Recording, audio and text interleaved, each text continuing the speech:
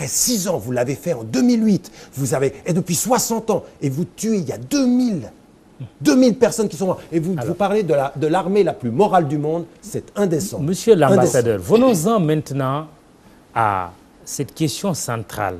Est-ce qu'on aura une fin pour cette guerre entre Israël et Palestine? Bon, moi je dis guerre, pour rester dans mon rôle de journaliste. Est-ce qu'on aura un jour une fin de cette guerre, autrement dit, sans laquelle, qu'on ne peut pas, Bakary Samba l'a dit tout à l'heure, le statut de Jérusalem? Bon, je pense que oui, et c'est très simple. C'est très simple. Le moment que, une partie des Arabes ont accepté l'État d'Israël, le moment que le Hamas et les partis militants parmi les Palestiniens vont accepter les droits d'Israël à exister, la paix va arriver comme ça. Ce n'est pas de problème. C'est pas de problème. Le réel problème ici, c'est qu'il ne peut pas voir parmi eux des minorités qui ne sont pas musulmans. Et c'est pourquoi je ne suis pas d'accord avec cet monsieur ici. Parce que les Hamas, c'est exactement comme le Boko Haram. Il s'appelle Tariq Ramadan et vous, Eli Bentoua. D'accord, enchanté. Oui. Le Hamas, c'est exactement comme le Boko Haram. Parce que, à la longue terme... Ne me déshumanisez pas quand même. Ne faites pas ça, parce que là, je suis sur le plateau avec vous, ne me déshumanisez pas. Ma vie a autant de valeur que la vôtre. Et même Monsieur Tariq Ramadan, retenez-vous, s'il vous plaît. Donnez-moi une moment de parler. Je te donne tout le respect. Respectez-moi aussi. Et les Hamas, comme les Boko Haram, sont les mêmes choses. Les Boko Haram et les groupes islamistes et extrémistes ne peuvent pas voir des minorités qui ne sont pas musulmans parmi eux.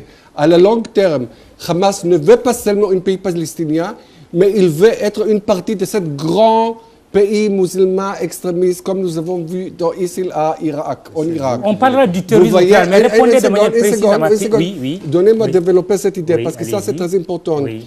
Parce que si vous voyez seulement les tableaux, ce que nous voyons à la télé, c'est vraiment c'est regrettant. Et moi-même, je regrette pour chaque Palestinien qui meurt. C'est horrible. Mais on doit voir ça dans les grands tableaux. Et les grands tableaux, c'est ici qu'il y a une camp des groupes extrémistes comme Hamas et Boko Haram, qu'il veut établir une khalifa islamique extrémiste. Mais vous racontez n'importe quoi. Il ne peut pas voir. Regardez ce qui se passe à Mossoul. C'est inadmissible. 500 chrétiens étaient expulsés. Ce sont des résistants. Boko Haram, on les condamne et on condamne ceux qui font. Regardez ce qui se passe en Gaza. En Gaza, vous savez qu'en Gaza, 10 000 Palestiniens chrétiens étaient expulsés. Est-ce que vous savez ça? Alors, mais les chrétiens revoient la population civile. Revenons maintenant les Palestiniens musulmans, Hamas a expulsé des chrétiens de On Gaza. ne peut pas avoir la fin de ce conflit ou de cette guerre sans trancher de manière définitive sur le statut de Jérusalem. Est-ce qu'Israël accepte que Jérusalem soit la capitale de la Palestine? Regardez, Jérusalem n'a jamais été capitale de Palestine parce que Palestine n'a jamais existé. Mais voilà, il n'y a pas de Palestine. Jérusalem était la capitale du royaume Israël et même le prophète Muhammad a connu ça. Alors ça, c'est quelque chose que c'est très clair. Vous ne commencez pas à faire des références comme ça, s'il vous plaît. Maintenant, je dis, un pays palestinien, je crois que ça va être établi. Et je crois que ça va arriver, le moment qu'on va accepter l'État d'Israël et les Juifs exister dans cette coin du monde, c'est tout. Alors, monsieur l'ambassadeur de Palestine, vous êtes toujours en ligne, c'est certain. Il est toujours là? Oui. Excellence, je vous pose la même question. Cette guerre finira-t-elle un jour et comment vous le voyez-vous? Oui, donc la solution. Laissez-moi, s'il vous plaît, avant que je vous dise la solution, comment ça va terminer, je vous dis un mot. Que les chrétiens palestiniens qui se trouvent dans la bande de Gaza, pendant l'agression barbare criminelle par ce gouvernement touriste israélien, ils ont invité les musulmans qui ont de faire la prière de la fête de fin Ramadan à l'église même. Et tout le monde a vu l'image. Tout le monde a vu l'image, les chrétiens de Gaza, car cette agression barbare a détruit plus de 37 mosquées. Nos frères les chrétiens de Gaza, ils ont invité les Palestiniens à faire la prière dans leur église. Et aussi, on a avec les noms, l'agression israélienne, ils ont ciblé, ils ont visé une chrétienne qui a 72 ans. Ils ont le tué aussi. Donc, les Israéliens, ce gouvernement terroriste, criminel, extrémiste, qu'ils vont très bientôt, toutes et tous devant la Cour pénale internationale, même, c'est pas seulement les membres de ce gouvernement terroriste, même leurs représentants au monde qu'ils ont justifié ces crimes de guerre. Voilà. Oui. Donc je reviens à ma question. À votre question. Oui. La solution est connue, est très simple. C'est l'établissement d'un État palestinien indépendant sur la frontière de 4 juin 1967, dont Jérusalem-Est comme capitale. Un État libre, un État souverain, un État indépendant, avec une frontière mondialement reconnue. Mais personne ne veut faire de concessions sur Jérusalem, par exemple. Parce que c'est ce qui ressort de vos deux propos. Oui. Comment arriver à une solution définitive? Ben oui, parce que, vous savez, Jérusalem, c'était jamais avec les Israéliens. Ils ont coupé par la force en 1967. Il y a la résolution du Conseil de sécurité, il ne faut jamais oublier, 242, qui donne le droit des Palestiniens d'avoir tout de suite leur État indépendant sans front sur la frontière de 4 juin 1967, dont Jérusalem-Est comme capitale. Écoutez, mon frère Mamadou, vous savez, les Palestiniens, quand on parle des Palestiniens, depuis 23 ans qu'on négocie avec les Israéliens, est-ce que vous trouvez un homme de paix comme Mahmoud Abbas maintenant? Non. Est-ce que vous trouvez qu'un peuple a accepté seulement 22% de ces terres historiques? Mais les Israéliens, ils refusent ça. Il ne faut jamais réaliser le droit des Palestiniens. Ça se voit. Depuis 23 ans, aucun gouvernement israélien a vu la paix. Aucun gouvernement israélien a poursuivi la question de paix. Et ce n'est pas nous qui disons ça. Les Américains, les Européens, même vous, monsieur Mamadou. Tout le monde sait que l'Israël ne veut pas la paix. Elle veut que la terre, elle veut suivre et poursuivre sa politique de colonisation. Elle faut mais quelles sont les concessions du côté... Il faut punir Israël. Excusez-moi, quelles sont les concessions du côté palestinien? Excusez-moi, M. Mado. Oui. La phrase, parce que c'est ça qui gagne Israël toujours. Oui, il faut punir Israël, mettre fin à l'impunité. Mais en même temps, de l'autre côté, quelles sont les concessions que vous, Palestiniens, êtes-vous prêts à faire pour arriver à cette paix? On a fait tout devant tout le monde. On a accepté seulement 22% de notre terre historique. Nous, on veut que la paix. Nous, on a accepté 12 États. Et maintenant, c'est Israël qui détruit la solution de 12 États. On a accepté 12 États à vivre côte à côte, en paix et en sécurité, mais ce gouvernement terroriste refuse ça. Bakary Samb, on retourne un peu en arrière. Est-ce que on n'aurait pas eu cette paix si on avait aujourd'hui aux États-Unis un Bill Clinton, président de la République, une façon de vous inviter à vous prononcer sur la politique d'Obama. Si on avait un Yitzhak Rabin en Israël, bon, Mahmoud Abbas, tout le monde le sait, Abou Mazen était un très grand négociateur du côté palestinien, qualifié même d'homme de paix par Israël. Question pertinente parce que la question sur la paix, généralement, ce n'est pas comment, mais surtout qui. Aujourd'hui, on a perdu tous ces partenaires de la paix. Ce qui est arrivé, c'est que les Palestiniens, les partisans de la paix sont marginalisés par l'escalade et la politique israélienne aujourd'hui d'escalade et de massacre. La logique de force a complètement légitimé le Hamas. Bien que sur le Hamas, j'aurais un bémol. Je reviens sur votre question. J'aurais un bémol. Je ne considère pas le Hamas et les frères musulmans comme étant un parti politique comme tous les autres. Parlant des frères musulmans, un parti politique dont l'emblème, c'est 2 sabres croisés avec un livre à l'intérieur, soit-il le Coran, mais marqué en bas, ou Aïdou, c'est-à-dire préparez-vous, ou bien préparez, on se prépare.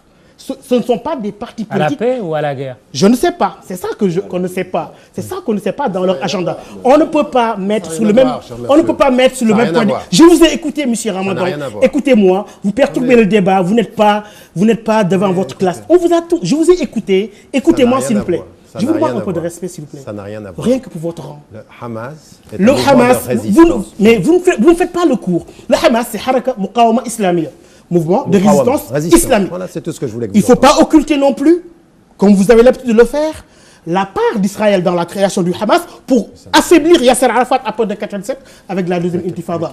Il ne faut pas cacher cela. Le Hamas est en liaison. Intéressant, on verra la réponse de M. l'ambassadeur tout à l'heure. Mais répondez quand même à ma question. Le Hamas, comme les frères musulmans, sont des mouvements. Ils défendent les Palestiniens, mais ils ont un calendrier international. C'est comme les frères musulmans en Égypte, au lieu de s'occuper des Égyptiens qui ont fait la révolution pour avoir du pain et du droit. On dirait que vous parlez de Washington ou de Londres. Je vais parler de Washington. Je parle d'ici. Et respectez-moi d'ici. Vous m'avez déjà parlé comme si vous étiez depuis Paris. Vous avez un esprit un peu colonisé. Je vous demande de me respecter, s'il vous plaît. Vous avez un esprit colonisé, cher ami. Vous êtes le premier colonisateur. Les Arabes, voilà, on va y arriver. Voilà. Les Arabes, les Arabes en général. Je vous ai sortir. Mais Bakary, mais répondez quand même à ma question. Je vous ai fait sortir de votre cachette. Vous étiez caché. Il faut qu'il soit respectueux de la démocratie. Oui, mais nous avons quand même un débat très démocratique. Oui, alors répondez maintenant à ma question, Bakary. Aucune leçon à prendre de vous. Très bien, Bakary, répondez à ma question. Maintenant, sur les acteurs aujourd'hui. Avec un paternalisme que vous incarnez. La question sur les acteurs. Oui. Monsieur Tariq Ramadan, s'il vous plaît, vous aurez la parole tout à l'heure. Oui, Bakary, allez-y. La question sur les acteurs. Je ne marcherai pas sur la question sur les acteurs. Très bien. La question sur les acteurs. Oui. Il faut savoir, moi je pense qu'il y a une constante dans la diplomatie des États-Unis, que ce soit Bill Clinton. Bon, il y a des pour et des contre, il y a peut-être des points de plus et des points de moins. Mais Obama, dès qu'il a été élu, moi je me suis dit, avec certains autres amis africains, il faut se détromper. Il est élu comme président des États-Unis. Il va défendre les positions classiques des États-Unis d'Amérique. Là, il n'y a rien à dire. Même ceux qui disaient que sur le deuxième mandat, peut-être, il aura plus de marge. Mais Bill Clinton est quand même considéré comme étant le président des États-Unis qui est allé le plus loin possible dans une recherche de solutions. Mais je pense que les présidents des États-Unis sont là pour défendre les positions des États-Unis et les positions classiques. Sur ce point-là, encore une fois, je le redis, il faut donner la chance au camp de la paix. Je prends la responsabilité de privilégier Mahmoud Abbas, Abou Mazen au Hamas, avec des méthodes parfois critiquables. Je prends la responsabilité de dire qu'il n'est pas possible de mettre sur un pied d'égalité un parti politique dont l'emblème c'est 2 glaives croisés avec un livre au milieu et qui nous est marqué en bas, préparez-vous. Seydou Nourouba. Oui, je voudrais d'abord... la solution de sortie définitive de crise.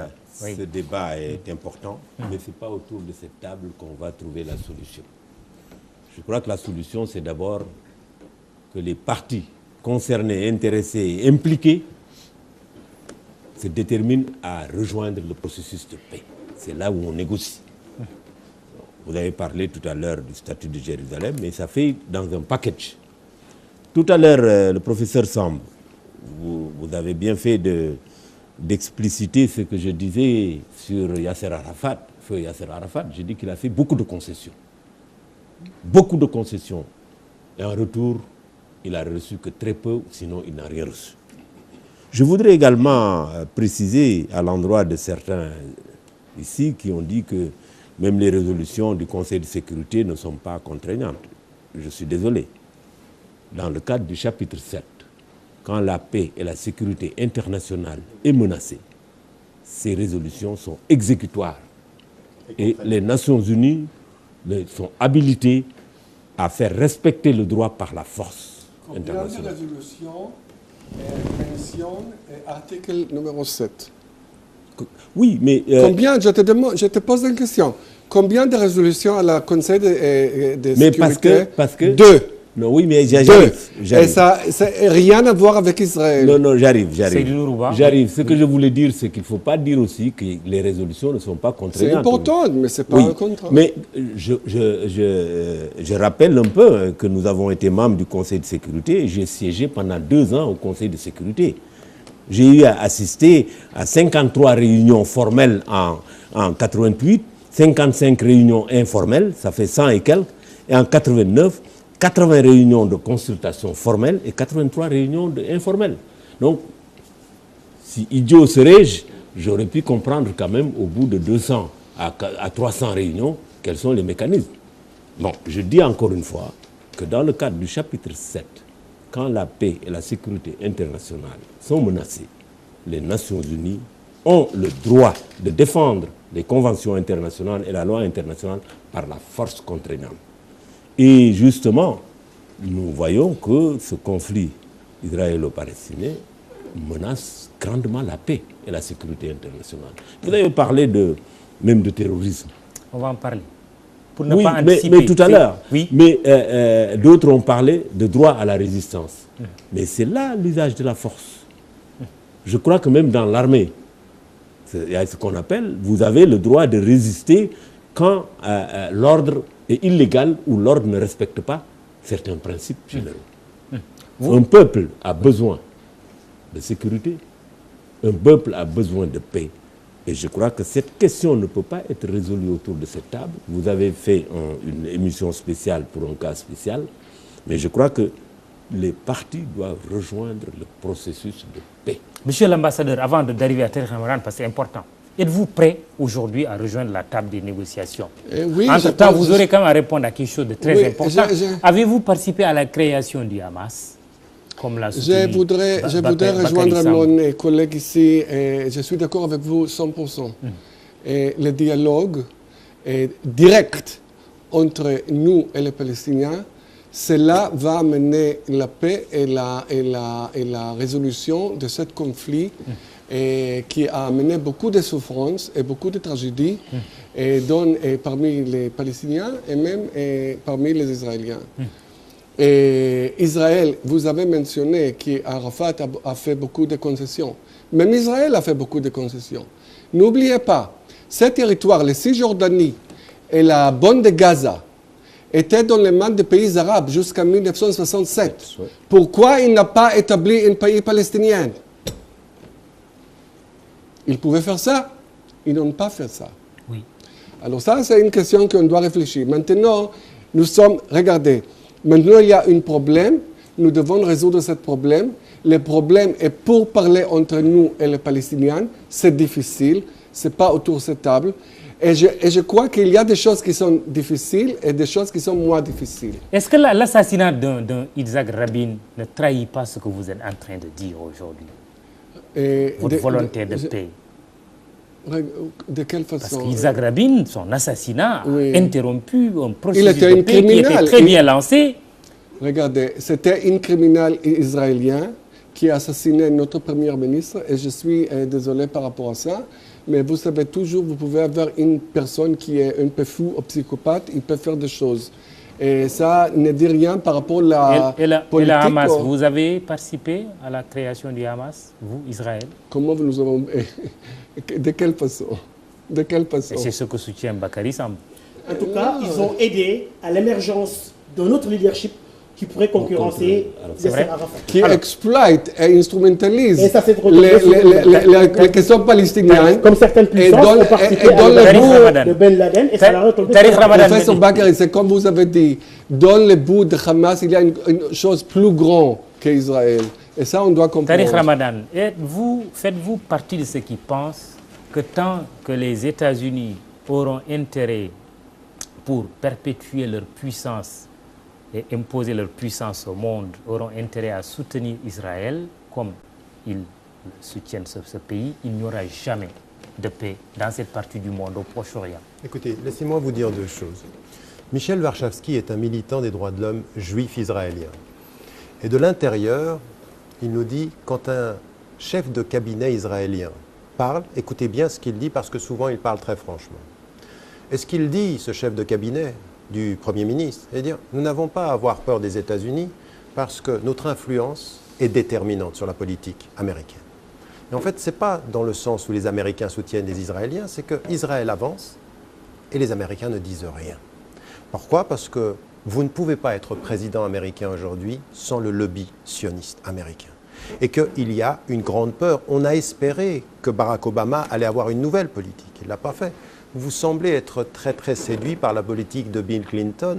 Je vous rappelle que sur les accords de 2000, on a eu ensuite le rapport de ce qui s'est passé et il y a eu de ce point de vue-là une trahison sur ce qu'avait accepté en l'occurrence Arafat. Parce que quand vous appelez à la paix, je suis d'accord, on doit appeler à la paix. Mais écoutez, vous le vivez vous-même, tout le processus de paix depuis les débuts des années 80, rien n'a été donné avec toutes les concessions. En fait, c'est pour ça que des gens qui ont suivi tout ceci, qui étaient pour l'accord de paix, tout ceci, des Stéphane Hessel, tout ceci, qui ont célébré la paix, disent, mais avec qui vous faites la paix quand Israël trouve toujours un prétexte? Et comme je vous l'ai dit tout à l'heure, quand ils étaient divisés, on ne peut pas discuter, vous n'avez pas d'autorité. Quand ils viennent ensemble, attention, vous discutez avec des terroristes. Tous les prétextes pour ne pas se mettre autour de la table. En fait, vous ne discutez pas de paix avec Israël parce que le processus qui est derrière, c'est que tous les gouvernements successifs ne veulent pas de processus de paix véritable, c'est-à-dire d'aller vers les accords qui sont ceux des frontières de 1967. Ça, c'est le premier élément. J'aimerais vous dire une autre chose. Nelson Mandela a été considéré pendant des années comme un terroriste. Là, on vous écoute bien, on vous écoute. Là, on vous écoute. Parlez, merci. On vous écoute quand même. Faites de même. Merci. C'est gentil d'écouter un arabe. En l'occurrence... Vous avez toujours cette hantise raciale. Moi, je ne l'ai pas. Bakary, laissez-le quand même terminer son raisonnement, s'il vous plaît. Discours en Europe avec les crises identitaires. S'il vous plaît, puisque... Nous n'avons aucune crise identitaire. S'il vous plaît, Bakary Samb, s'il vous plaît. S'il vous plaît, Bakary Samb, il parle de Nelson Mandela. Est-ce qu'on peut écouter? J'aimerais bien qu'il y ait un Nelson Mandela et un de Klerk arabe pour qu'on puisse... J'aimerais vous dire une chose. J'aimerais vous dire une chose. L'un des grands problèmes de l'Afrique, et parfois aussi parmi les musulmans, il est celui-ci. Notre meilleure façon de résister à l'oppression israélienne, ce sera quand les Arabes cesseront leur racisme vis-à-vis des Noirs, laissez-moi terminer, et que certains Noirs, dans leur position politique, cesseront d'alimenter ces divisions-là. Je vous gêne parce que je suis arabe, je devrais, de ce point de vue-là, je vous gêne parce que je suis arabe et j'aimerais de ce point de vue-là. Vous ne pouvez pas dire cela. C'est ce que vous venez de dire. Mais Bakary, vous l'avez quand même interrompu. Vous l'avez dit, s'il vous plaît. Vous l'avez dit. Vous l'avez dit publiquement là, en direct. Parce que... Vous êtes habitué du talbis et du tadlis. Mais de cette façon, vous ne vous entendrez jamais. Mais s'il vous plaît, par respect. J'aimerais juste terminer. Pour les téléspectateurs, oui. Nelson Mandela, vous parliez de lui. A dit une chose. Il était considéré comme terroriste par par les États-Unis, par tout le monde. Et à un moment donné, cet homme, qui était un homme de paix, qui est sorti et qui a dit, au moment de sortir, « Je n'en voudrais pas à mes geôliers, il faut avoir le courage de la paix. » Et cet homme-là, qui est sorti et s'est positionné comme un homme de paix, a dit une chose. « Jamais nous n'allons obtenir une véritable paix en Afrique du Sud s'il n'y a pas la paix des Palestiniens. » Mais il a dit une autre chose, c'est que le Hamas était un partenaire légitime du dialogue en Palestine. Et cet homme-là, il l'a dit pour une chose, en disant une chose, c'est que aujourd'hui, il y a un mouvement de résistance. On peut, vous et moi, dire que certains des moyens de la résistance sont à condamner. Mais la légitimité de la résistance, il faut la soutenir. Est-ce qu'on peut comparer le Hamas à l'ANC, puisque vous parlez de l'Afrique du Sud? Ce n'est pas moi qui l'ai fait, c'est Nelson Mandela qui a fait. Et qui a même dit, mais qu'il a même dit une chose. Il a dit, ceux du Hamas qui viendront me voir, je les verrai. Mais je vais même vous dire une chose. Des parlementaires européens, des gens du département américain ont dit une chose, et je l'ai entendu de mes propres oreilles aux États-Unis. Nous devons entrer et prendre langue avec toute l'opposition palestinienne. Nous pouvons ne pas être d'accord avec les moyens, mais nous devons discuter. Et aujourd'hui, Israël n'a pas voulu discuter avec une chose... Monsieur l'ambassadeur dit qu'Israël est prêt à retourner à la table de négociation et même pour des négociations directes. Non, mais attendez. Être assis à Dakar, comme on est assis à Washington, on dit on est prêt à toutes les discussions, mais sur le terrain, rien ne change et on continue à tuer, ça ne change pas une politique. Mais j'aimerais vous dire une chose, c'est au moment où l'autorité palestinienne a fait venir le Hamas sur son terrain, le processus de paix, l'acceptation du dialogue entre les deux autorités. Pour rentrer en dialogue, qu'Israël a senti le danger de l'unité et a tapé et a tué. Ils ne le veulent pas. Cette guerre aura-t-elle une fin un jour? Écoutez, en une fraction de seconde. Mon espoir, bien sûr, elle aura une fin, mais les conditions, c'est le respect de la dignité du peuple palestinien, la fin de la déshumanisation des Arabes par Israël et la reconnaissance du droit international qui commence par les frontières de 1967. Tant qu'on n'a pas un discours clair là-dessus et qu'on est en train de nous tourner en bourrique du côté de Tel Aviv, il n'y aura pas de paix. Alors, on va aborder... Comparer Mandela au Hamas est une insulte à sa mémoire. Mandela était contre toute forme d'extrémisme. Sauf que lui, il a dit que c'était la même résistance. C'est Nourouba, rapidement. C'est lui-même qui l'a fait. Il s'insulte lui-même, Mandela. Deux choses, parce qu'on va faire un dernier tour de table. C'est Mandela qui s'insulte lui-même. Je vais dire deux choses très rapidement. La première, c'est que au Sénégal, nous n'avons pas une approche raciale, donc raciste, des problèmes. Ça, j'en suis sûr, je suis d'accord avec vous. Bon. Sauf certaines personnes. Et justement, pour revenir sur la question de l'Afrique du Sud, à un moment donné, la position du Sénégal était pour une Afrique du Sud multiraciale. Mais quand nous avions encore fait de l'introspection pour ce qui concerne notre position, nous avons changé en disant une Afrique du Sud non raciale. Parce que dès que l'approche est raciale, elle peut être raciste. Nous ne sommes pas racistes, nous avons une approche méthodologique, scientifique des problèmes. Deuxième chose, je ne comparerai pas l'ANC au Hamas. Je crois qu'il faut placer ce que l'on prête à Mandela, et quand vous le dites, je le crois, dans son contexte. Mais n'oublions pas que l'ANC a été considérée pendant longtemps comme une organisation pourquoi vous refusez par ceux qui appliquaient la politique d'apartheid. Je vais vous dire, le jour où l'Afrique du Sud a été admise à l'ONU, nous étions là-bas, le jour où on montait le drapeau de l'Afrique du Sud, ceux qui venaient qu'on traitait de terroristes et qui faisaient passer leur message par des gardiens parce qu'ils n'avaient pas accès aux Nations Unies, ce sont ceux-là qui sont venus représenter l'Afrique du Sud. Oui. Très bien. Alors, monsieur l'ambassadeur de Palestine, ce sont des mouvements de résistance. Est-ce que vous compareriez le Hamas et l'ANC? Pour moi, c'est différent. Vous savez, le mouvement de la résistance Hamas est un mouvement de résistance. Le mouvement de Hamas, c'est un parti en Palestine, et seulement ça manque le volet politique. Mais si je prends comme un mouvement de résistance, et je dis vraiment, premièrement que j'ai dit au débat, que c'est assumé par le droit international. En Palestine, c'est l'OLP qui regroupe tout le monde. C'est l'OLP qu'on peut vraiment être comparé avec l'ANC. L'ANC, oui, l'OLP.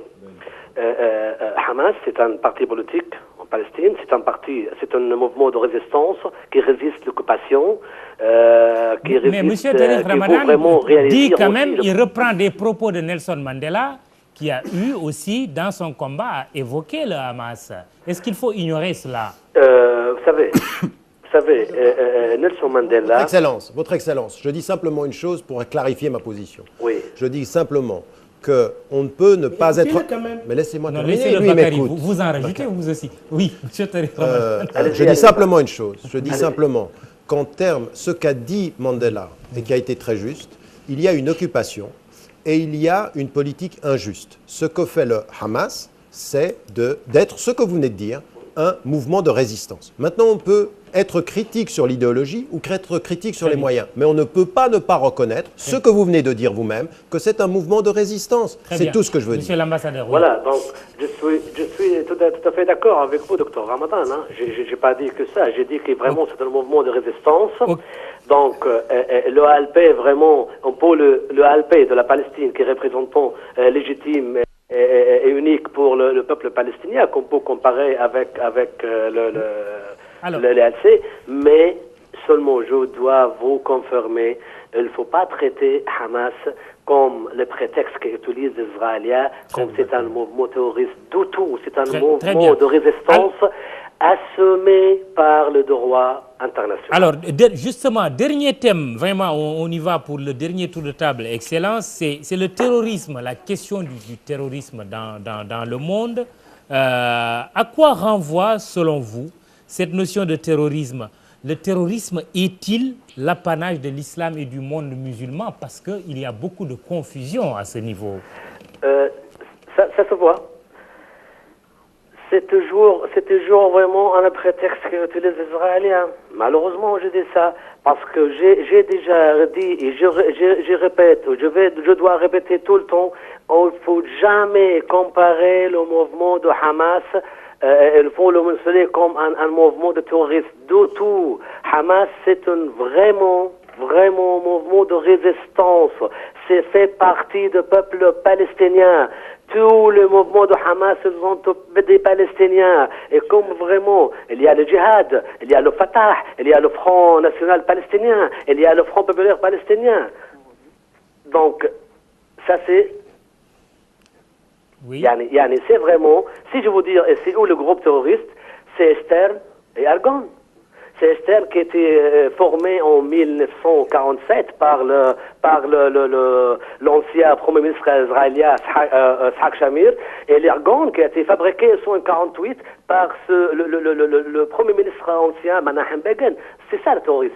Les terroristes, c'est ça, qu'on forme un groupe de terroristes pour obliger les gens quitter leur foyer, pour obliger, licencier tous les Palestiniens dans leur village et leur foyer. C'est ça le terroriste. Et quand un tout le voyage spécial des Nations Unies en 1949 par Yitzhak Shamir, et par hasard, Yitzhak Shamir est devenu un premier ministre. Et Menachem Begin qui a formé un groupe de terroristes Argonne devenu premier ministre. Est-ce que vous avez, c'est unique en Israël, pour être premier ministre, il faut présenter un CV pour dire je suis terroriste. Si vous n'êtes pas terroriste, il ne faut pas être un premier ministre. C'est unique en Israël. C'est ça le terrorisme, c'est pas Hamas. Hamas, c'est un mouvement de résistance légitime et il a le droit assumé par le droit international. C'est ça le Hamas. Eli Bentoura, à quoi renvoie, selon vous, la notion du terrorisme? Bon, il dépasse même le Hamas et cette région du Proche-Oriental. Oui, je suis désolé, mais le Hamas est catégorisé comme une organisation terroriste, pas seulement par Israël, et ça doit être clair. Et comme je l'avais dit, son mission, son but, son vocation, ce n'est pas seulement Israël. C'est plus grand que ça et il fait partie d'une très grande chose. Mais ce que ça m'étonnait beaucoup, c'est que je vois que M. Tariq Ramadan est revenu et a mentionné Nelson Mandela, un monsieur très grand que je l'ai rencontré personnellement 3 fois. C'est quelque chose vraiment incomparable. Vous, Israël, qui avez soutenu l'apartheid sud-africain. L'hypocrisie ici, c'est quelque chose qui avez soutenu l'apartheid sud-africain, Israël. Premier allié de l'Afrique du Sud, apartheid. Parce qu'au-dessous de ces propositions, il y a un très grand racisme. Et je ne comprends pas comment vous donnez un plateau à une personne comme ça, qui est en fait raciste, ici au Sénégal. Ça, je ne comprends pas. Monsieur, vous m'insultez. C'est une insulte ce que vous venez de faire. Vous êtes un partisan sioniste du racisme. C'est vous le raciste. Pour expliquer et clarifier, pas pour vous discuter, je voudrais expliquer et clarifier quels sont les faits.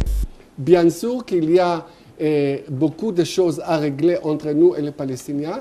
Et j'appelle encore une fois, et tous les Israéliens, il y a beaucoup même de Palestiniens, mais ils sont otages aujourd'hui de cette organisation terroriste comme le Hamas, qui l'exploite et l'instrumentalise. Est-ce que de la part d'Israël, il n'y a pas un amalgame? On ne peut pas également vous accuser de racisme. Tout à l'heure, il a parlé de votre soutien à la politique d'apartheid. Quand souvent, dans les références, quand on parle de terrorisme, on cite un pays musulman. On parle de l'Irak, on parle de la Libye. On parle à chaque fois d'un pays musulman. Est-ce que ça, ce n'est pas un amalgame, monsieur l'ambassadeur? Je n'ai pas compris votre position. Pardon. Amalgame de quoi? La question, à chaque fois qu'on parle du terrorisme, on fait référence à un pays musulman. Bon, et malheureusement, vous savez, il y a, et quand je suis arrivé ici à Sénégal, j'ai trouvé un islam magnifique et je dois dire, je tombais amoureux avec ce que j'ai trouvé ici. Un islam tolérant, un islam ouvert, un islam où vous pouvez voir les chrétiens, musulmans et autres peuples qui vivent ensemble sans problème. Malheureusement, ce n'est pas comme ça parmi les pays arabes. Pas tout le monde, mais il y a des éléments qui dictaient les tons et dictaient ce problème. Et ils ont entaché l'islam en général. Et maintenant, quand vous demandez à quelqu'un qu'est-ce que l'islam, c'est quoi, il vous dit c'est une religion très agressive. Et c'est une religion terroriste et c'est tout ça. Alors ça c'est le résultat d'une petite partie, que Hamas fait partie de cet élément, qui a entaché l'islam, malheureusement. Mais ça, j'aimerais juste réagir à ça, parce que j'ai été traité de raciste par l'ambassadeur d'Israël, et ça, je ne peux pas admettre ça. Vous m'avez traité de raciste aussi. Non, j'ai juste fait référence à ce que vous aviez dit et que tout le monde a entendu.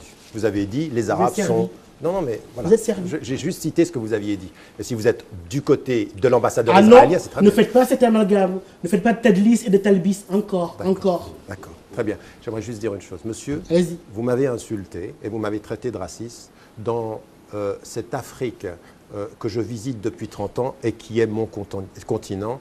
Et je vais répondre simplement par l'ignorance de ce que vous venez de dire et qui est très méprisant, surtout de la part d'un État dont vous êtes le représentant, qui aujourd'hui et pendant des années a été considéré par les Nations Unies, par l'intermédiaire du sionisme, comme du racisme. Et ce que vous êtes en train de faire avec les Arabes et les Palestiniens aujourd'hui, c'est... Laissez-moi terminer. Cette résolution était annulée. Oui, non, mais... Cette résolution était annulée. Oui, et cette résolution, quand elle était adoptée, c'était adoptée. J'ai pas terminé. J'ai terminé quand même parce que les autres doivent prendre la parole. Simplement, le sionisme par rapport aux Arabes est un racisme et la politique vis-à-vis des Arabes est raciste. Mais vous avez posé une vraie question dont il faut être très clair. Aujourd'hui, il n'y a pas de définition officielle du mot terrorisme. Oui. Pourquoi? Parce que c'est extrêmement difficile à définir. Et aujourd'hui, nous, ce que nous avons à faire, et je l'appelle partout où je vais, toute la conscience musulmane, quand il y a un acte qui est au nom de l'islam, va toucher des civils, va toucher des innocents, va se faire comme si ce qui s'est passé aux États-Unis ou ce qui se passe en Afrique ou qui touche des populations civiles, ces actes qui tuent des innocents, qui tuent des femmes, il faut les condamner. Et on peut l'appeler terrorisme, on peut l'appeler, comme le gouvernement britannique, extrémisme violent. Ceci, au nom de notre religion et des droits de l'homme, est à condamner sans aucune forme de procès. Et en même temps, il faut dire, ce que Boko Haram fait, condamnation Shabab, absolue, mais sans aucune... au nord Mali, au nord du Mali, condamnation, mais sans aucune once de condition. Ceci est contre ma religion. Et j'ai ordre, de par la parole du prophète, de dire, aide ton frère qu'il soit juste ou injuste. Et un compagnon dit, comment est-ce que j'aide mon frère injuste? En me levant et en l'empêchant de faire l'injuste. Donc il faut condamner. Mais il faut dire aussi que ce pourquoi nous n'avons pas aujourd'hui de définition du terrorisme, c'est qu'il y a des politiques gouvernementales qui sont des politiques gouvernementales terroristes. C'est-à-dire que quand, aujourd'hui, vous tirez, comme le fait Israël, sur des populations civiles et que vous tuez autant d'innocents, et que le pourcentage est de 90 à 95% d'innocents avec les militaires, c'est du terrorisme d'État, et là, il faut aussi le condamner. Bakary Samb, Tariq Ramadan condamne les actions qu'on a notées au nord Mali, au Nigeria, au Niger et ailleurs, en Afrique. L'ambassadeur d'Israël tout à l'heure disait qu'il est pris d'amour pour l'islam tel qu'il est pratiqué au Sénégal. Vous faites partie de ceux qui pensent que le djihadisme, que l'Afrique est considérée comme un maillon faible de la Oumma, que les pays arabes et leurs organisations satellites se considèrent comme investis d'une mission islamisatrice. Ce sont vos propos. Ce sont les miens et je les assume dans leur contexte. Ces propos ont pour contexte le conflit au nord Mali, où on a vu des phalanges, des katiba, que lui traduit dans sa thèse comme étant des cercles de discussion, mais des phalanges qui sont arrivés du nord du Sahara pour dire qu'ils viennent nous islamiser. Alors que Tombouctou était la capitale du savoir islamique depuis le Moyen-Âge, un savant de Tombouctou, Ahmed Baba de Tombouctou, est parti, capturé comme esclave par Mansour al-Zahabi, le sultan marocain, pour enseigner pendant 14 ans à Marrakech. Je donne un autre exemple. Nous n'avons pas, sur ce point-là, comment imaginer maintenant envoyer financer des mouvements qui viennent nous islamiser. Sur la question du terrorisme, c'est vrai que le mot que les gens utilisent, djihadiste, etc., il faut revenir à une archéologie terminologique. Le mot guerre sainte n'a pas d'équivalent terminologique en arabe, par exemple. C'est un mot du pape Urbain II en 1091, lors des croisades.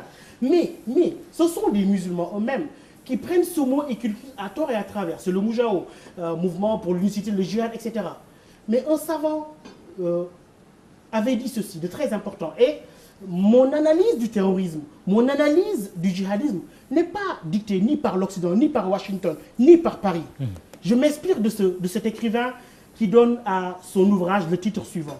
Aktharu raribina fil jihad mimman yuhibbuna zuhur wa mulk al-ibad wa la yubaluna biman yuhlaku fi jihadihim min al-ibad.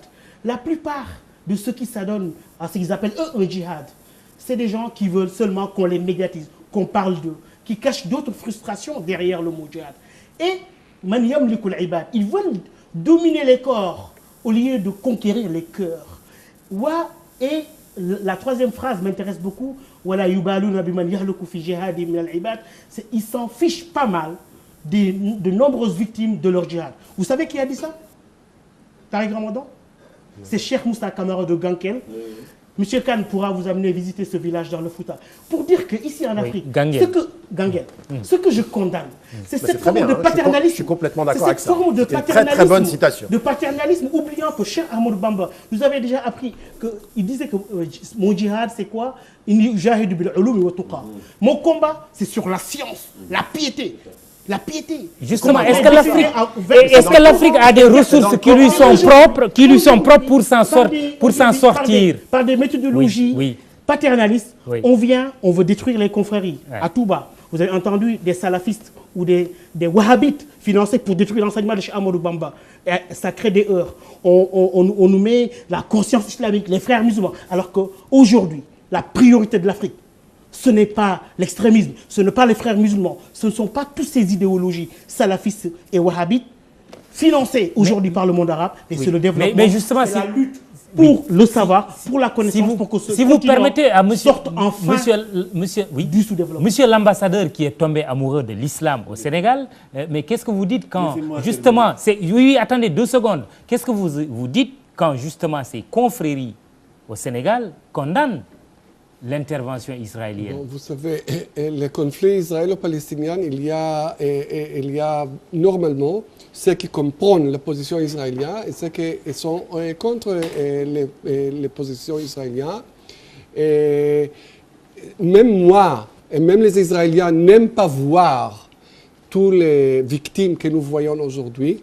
Et même hier, si vous avez entendu, le Premier ministre a exprimé son regret de ce que nous voyons aujourd'hui.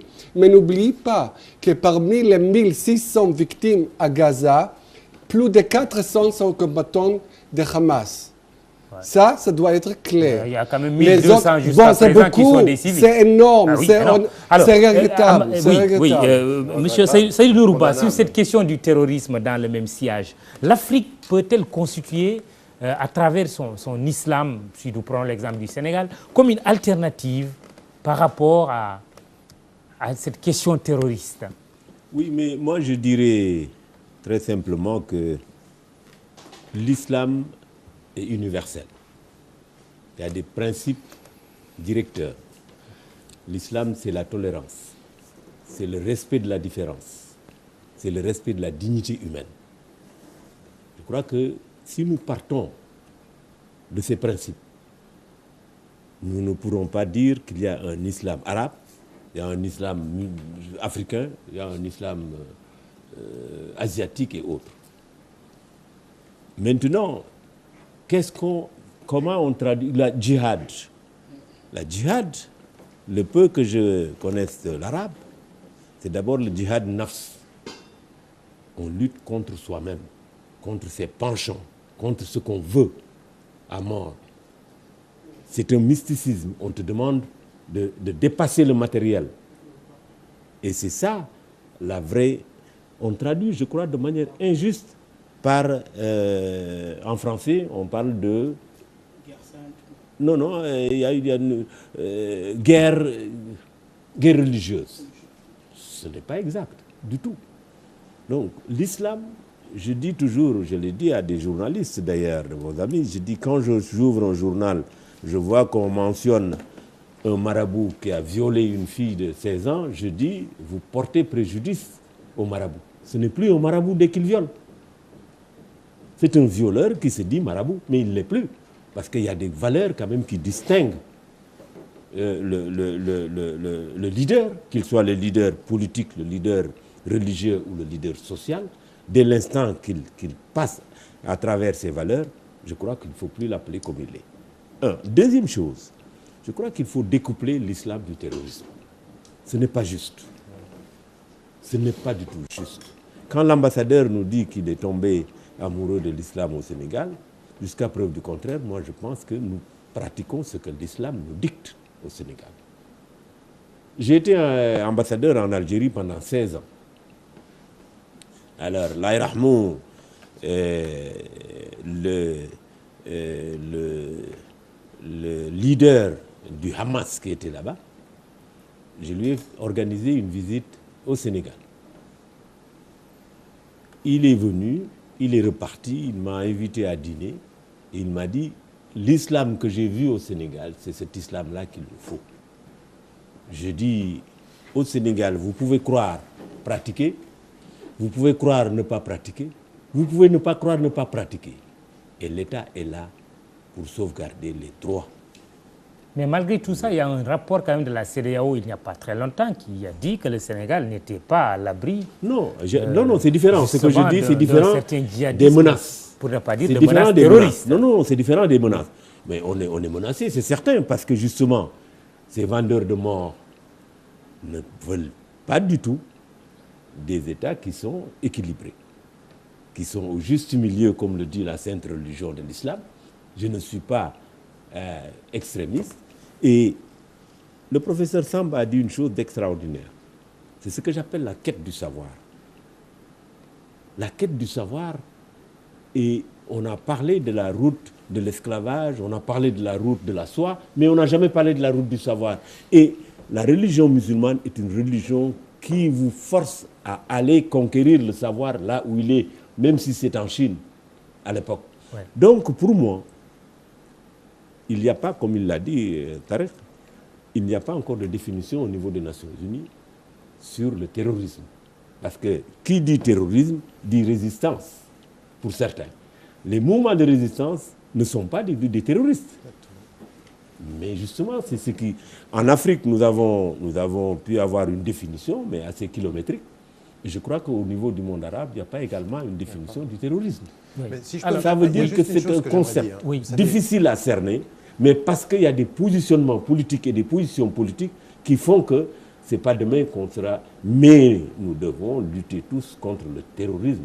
Le Sénégal, malgré cet équilibre, le Sénégal est menacé justement. Parce que ces djihadistes, comme on les appelle, ceux qui étaient au Mali et qui y sont jusqu'à présent, mais ce n'est pas justement l'islam. C'est autre chose, c'est des positions politiques. C'est très important ce qui est en train de se passer ici et de cette voie du Sénégal, mais de l'Afrique en général. Moi, je défends beaucoup l'idée qu'en fait, beaucoup des solutions dans le monde musulman contemporain vont venir plus de la périphérie que du centre, à cause des crises du monde arabe. Et qu'aujourd'hui, ce que l'on voit, vous savez, moi je n'idéalise rien. Nous sommes de la périphérie. Donc les musulmans de seconde zone. Le centre, c'est la Mecque, mais c'est pas grave. Géographiquement, on dit que le centre, c'est la Mecque. Mais ce que je voulais dire, c'est que dans de ceux qui vivent en Afrique, de ceux qui vivent en Asie, de ceux qui vivent en Occident, mais il y a deux choses que nous devons faire en permanence. La première des choses, c'est de prendre des positions de principe. Et les positions de principe, c'est que tout homme ou toute femme ou tout mouvement qui va instrumentaliser la religion pour promouvoir des principes qui sont contre la religion, où la mort est le meurtre, des innocents, voire même l'utilisation des principes islamiques pour soumettre les populations à, par exemple, vous savez, moi je suis contre un État qui impose le foulard aux femmes. C'est-à-dire que j'ai pris position par rapport à l'Arabie Saoudite et l'Iran. Je pense que c'est faux. Je pense que c'est la liberté de conscience des femmes de décider. Et donc nous devons prendre des positions. Ceux qui appliquent ce qui s'est passé au Nord Mali, il faut prendre des positions. Et là, nous devons tous être ensemble. C'est là où l'islam est universel dans ses principes, c'est-à-dire que les Africains, c'est-à-dire que les Arabes, les Asiatiques, les Occidentaux, ensemble, au nom de nos principes. Et ensuite, il faut faire deux choses. Il faut que toujours dans nos pays, nous n'idéalisions pas. Je suis en contact avec les plus hautes autorités des mourides et des tidjanes et des mystiques ici et des gens qui sont du terrain. Il y a un islam aujourd'hui, il y a une vigueur islamique au Sénégal et dans le monde africain extraordinaire.